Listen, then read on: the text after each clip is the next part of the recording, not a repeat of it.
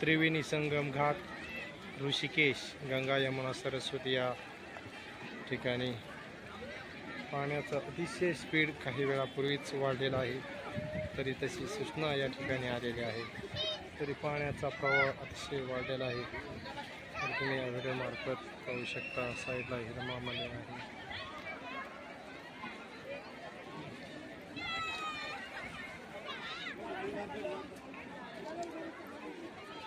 Triveni Sangam